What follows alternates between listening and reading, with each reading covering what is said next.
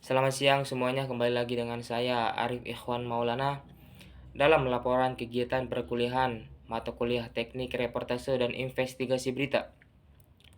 Pada pertemuan keempat minggu ini, materi yang disampaikan oleh kelompok 1 dalam presentasinya tentang pengertian reportase dan syarat-syarat reportase. Dan langsung saja kita masuk dalam pembahasannya. Baik, yang pertama itu ada pengertian reportase. Reporter adalah salah satu jenis jabatan kewartawanan yang bertugas meliput berita dari lapangan dan kemudian melaporkannya kepada publik, baik dalam bentuk tulisan untuk media cetak maupun secara lisan yang disiarkan langsung di media televisi. Reporter dapat menyampaikan berita dari tempat kejadian baik secara on-screen maupun off-screen, ataupun hanya menyajikan beritanya, kemudian berita tersebut disampaikan oleh seorang penyiar. Kemudian peran reporter adalah mengumpulkan informasi, menentukan lead berita, menulis berita, dan kemudian menyiarkannya, baik secara langsung ataupun dalam bentuk rekaman yang dikirim lewat via satelit untuk disiarkan. Kemudian, apa saja yang harus dilakukan oleh seorang reporter ketika sedang meliput berita?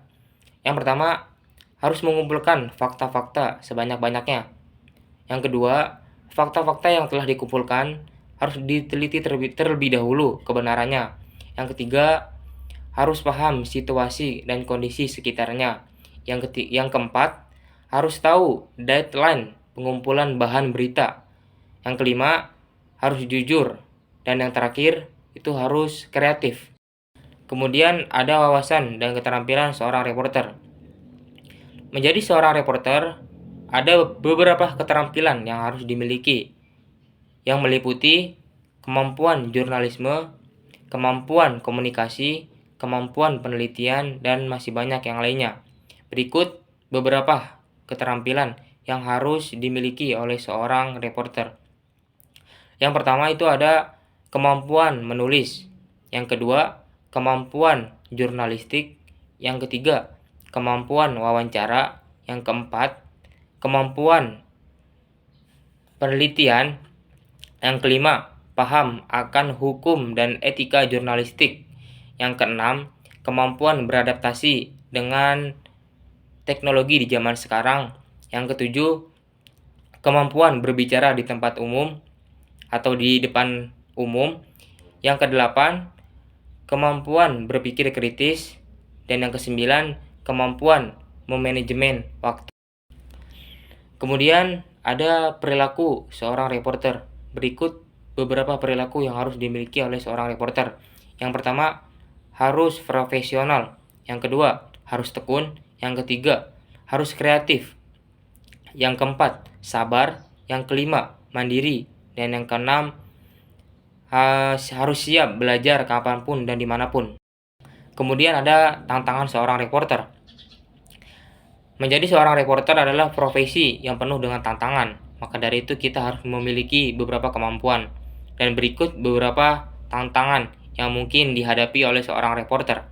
Yang pertama, deadline yang ketat ataupun padat. Yang kedua, keamanan. Yang ketiga, teknologi. Yang keempat, etika dan tanggung jawab. Yang kelima, ada beban emosional. Dan yang keenam, kritis dan pendapat opini publik. Kemudian ada persyaratan utama bagi penyaji berita atau newscaster. Yang pertama, harus berintelektualitas yang tinggi. Yang kedua, berpenampilan fisik yang bagus. Yang ketiga, kepribadian yang kuat. Yang keempat, wajar dan berwibawa.